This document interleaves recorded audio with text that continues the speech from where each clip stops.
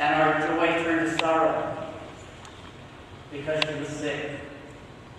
She lived for about 3 weeks. And I'll never forget my dad.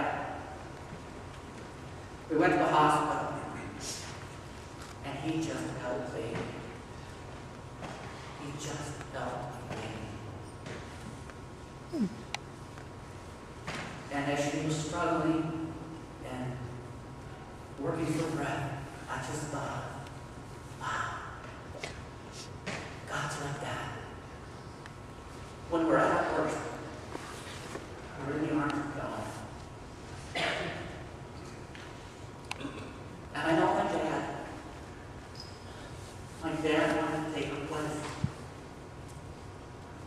He wanted to take her place. He didn't want her to suffer, he wanted to suffer for her. God's like that.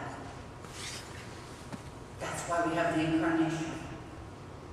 Because God became human to take on our suffering, to take on our pain. And any parent would do the same thing. That's why we see God as Father. Remember, as a young family, we used to travel a lot. 6 kids, 65 station wagon, August heat, no air conditioning. Off we went. And we'd always stop at Holiday Inns because the kids could stay free.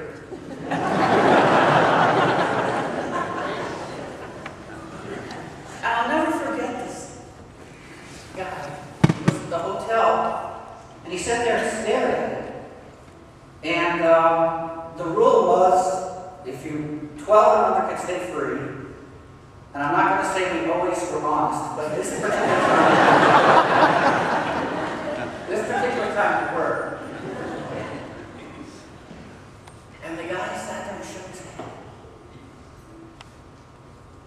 And I said, is there, or what my mother did, I did. My mother says, is there a problem? They're all under 12. It's all good.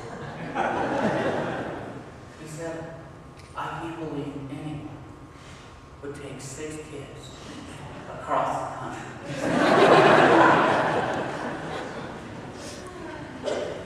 But that's Dad. We grew up not knowing that was amazing. We thought that was normal. We thought every parent did that with their kids. We were so blessed because we didn't see it as any big deal. This is what parents do. That's our image of God. It was like that.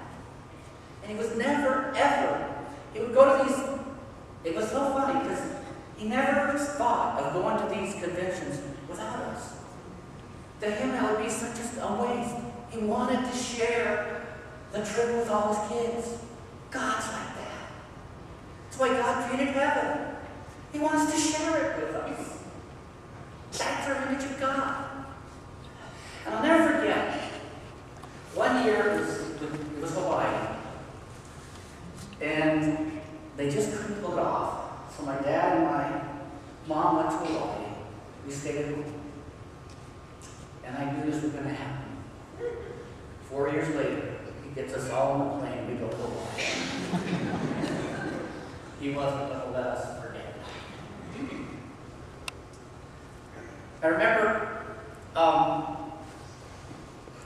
going to college.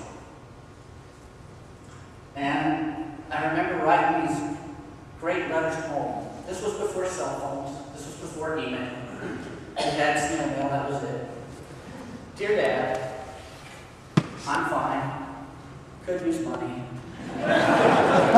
Your son Bill. And that's about all I wrote. Honest to God, that's about all I wrote. Dad treasured every letter.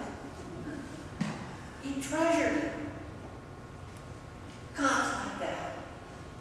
No matter how far you've been away from God, no matter how weak your relationship is with God, you say, God, I'm here. God will treasure that moment. He'll absolutely treasure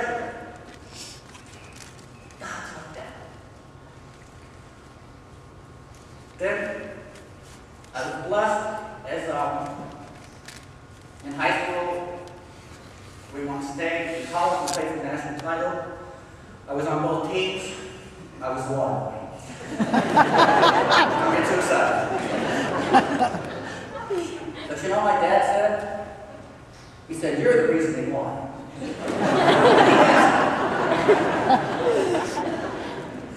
Dad, there's this guy named Larry Bird. He had a lot more to do with it than I did, trust me. But not my dad. My dad thought it was because of me. And God's like that.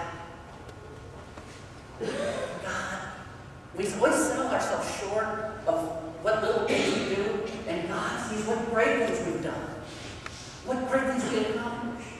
We focus on the negative. We focus on our failures. God focuses on what's great, and what's great about us. I graduated from college, teaching in Texas, fall in love, about to get married, and we were both teachers, and I went to my dad and said, "You know, Dad, we're going to have summers off, the honeymoon, we want to go camping out from Canada. Can you get me a van with a camper?" And he did. Everything was set, except one stupid thing. I had this little voice in me saying, "You're supposed to be a producer." I could not shut that voice off. I tried, believe me. Believe me, I tried. So, it's a month before the wedding, and we call it off. And I have to call my dad. And I'm really nervous about this. Because I can just hear, "I spent all that money on a van, and you're not getting married?" I was so ready for this, and so scared. And all he said was, "How's Melanie?" Melanie was my fiancée. He said, "About as well as we could expect you. How are you?" And then he said something I'll never forget. He said, "You need money for the seminary." He never, ever mentioned the van. I guess he's sold it quietly. There's no one in the driveway, so I guess. God's like that. God is like that. No matter what gifts we have, if we refuse to use them, God's okay with that and take it back. Because we can't possibly use all the gifts God has given us. It drives me crazy with young people when they think, "I got nothing to offer." Oh no. You got so much to offer, you can't possibly use all the gifts God has given you. And some of the gifts you can't use, God will take it back.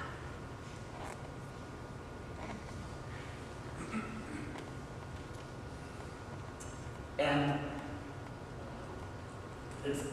I got to talk to my brothers and sisters. Frank, Ed, and Pat, I love the way you raise your kids. It's like watching that all over again. It's just like watching that. You guys will do anything for your kids.